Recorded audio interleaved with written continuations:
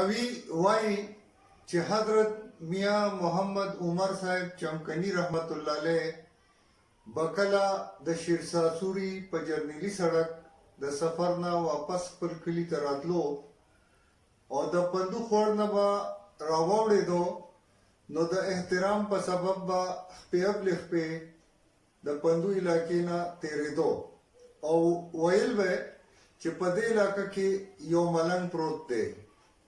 دا ملنګ څوک او دله الله د لوی مقام پس عمل ورکړی و، راځئ چې ویې ګورو. د حضرت میاں عبدالله صاحب المعروف پندو باباجی رحمت الله علیه تعلق د عرب د ښار موصل سره و. د قرآن مجید تعلیم یې په موصل کې حاصل کړو، بیا په غیبی غږ هندوستان او وروستو پېښور ته راغلو. په هندوستان کې یې د کفار خلاف په جهاد کې حصہ اغستې وه، ځکه ورته غازی هم وایي. میاں صاحب د قرآن کاری او حافظ و او همیش به یې د حفظ او قرات درس ورکوو.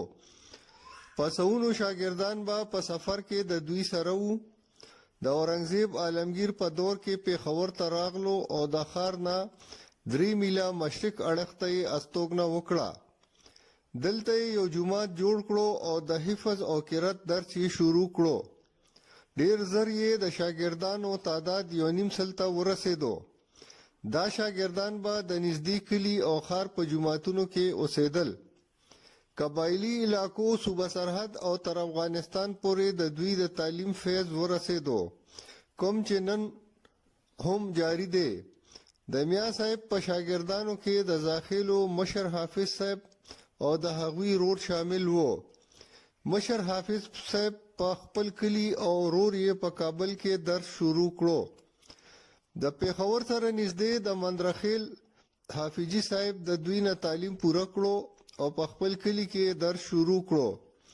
د دې سلسلې درس د حفاظ په ذریعہ په حسن ګړی پېښور او تیراوو کې هم جاری شو.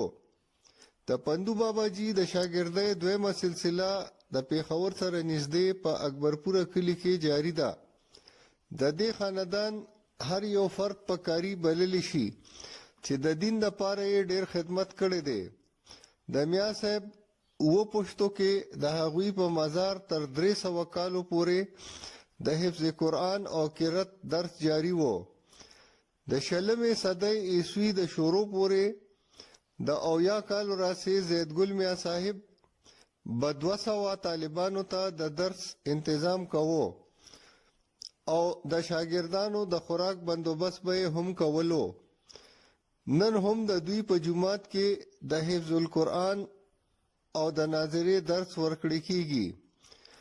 شیخ الاسلام حافظ عبدالغفور صاحب المعروف سواد باباجی صاحب رحمت الله علیه هم په پندو کې د میاں نسیم ګل صاحب سره د قرآن حفظ کړی وو. په پندو باباجی د الله ډیر لوی فضل وو. دوی ډیر ښایسته اخلاق لرل او د خلکو د پاره د ښه اخلاقو یو مثال وو. میاں صاحب د کرامات مالک وو. یو کرامت یې اوس هم په ټوله پښتونخوا کې مشهور دی چې د دوی د مزار خاوره په دانه ولګولی شي نو مریض ته صحت ملو شي. د دانې نه علاوه د بابا صاحب د مزار ساختونه خلک د زړی علاج لا هم وړي.